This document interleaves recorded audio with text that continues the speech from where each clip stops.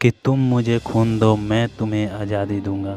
Hello दोस्तों, आज मैं कहानी सुनाने जा रहा हूँ भारत के एक ऐसे नायक की जिसको हिटलर भी सलाम करता था। हाँ दोस्तों, ये कहानी है एक ऐसे योद्धा का जिसने गुलामी में रहते हुए 1943 में ही भारत के एक राज्य मणिपुर को आज़ाद करा लिया। ये दास्तां है एक ऐसे नौजवान की जिसने उस वक्त यूपीएससी में रैंक 1 लाया जब भारत अंग्रेज़ों के कब्जे में था। दोस्तों, उस महान पुरुष का नाम सुभाष चंद्र बोस। इन्होंने हिटलर को एक नज़र में पहचान लिया था। तो चलिए दोस्तों, जानते हैं कि भारत का महान नायक सुभाष चंद्र बोस जी के बारे में। दोस्तों, ये कहानी उस समय की है जब गांधी जी साउथ अफ्रीका से अपना परचम फहरा रहे थे। तो सुभाष चंद्र बोस जी का जन्म 1897 में हुआ था। और दोस्तों, उनके जन्म स्थान की बात करें तो भारत के एक प्यारा सा राज्य ओडिशा के कटक नामक शहर में हुआ था। और उनके माता का नाम पार्वती देवी तथा उनके पिता का नाम जानकीनाथ बोस था। और उनके गुरुजी का नाम चित्तरंजन दास था। दोस्तों, शुरू से सुभाष चंद्र बोस पढ़ने में बहुत तेज थे और उन्होंने शुरू से कलेक्टर बनने की इच्छा थी और वो आगे चलकर यूपीएससी एग्ज़ाम क्लियर कर कलेक्टर बने। लेकिन कलेक्टर बनने के एक वर्ष बाद अर्थात 1920 में आईसीएस पास करते हैं और 1921 में त्याग पत्र दे देते हैं। उनका त्याग पत्र देने का सबसे बड़ा कारण था गांधी जी।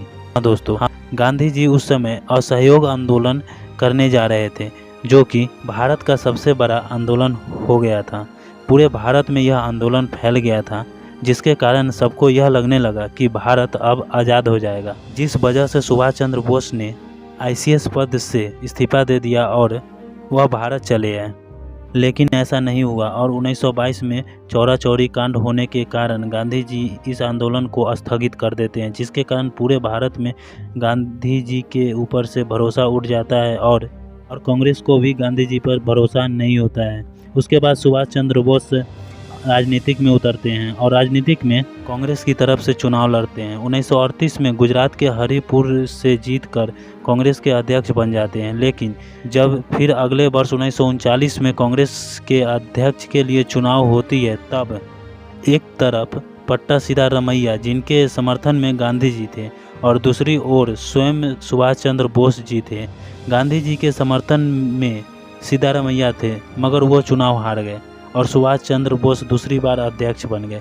लेकिन इस समय गांधी जी के कहने पर सुभाष चंद्र बोस ने त्याग पत्र दे दिया और उसके बाद सिद्धारमैया के चुनाव हारने के कारण वह भी यह पद स्वीकार नहीं किया।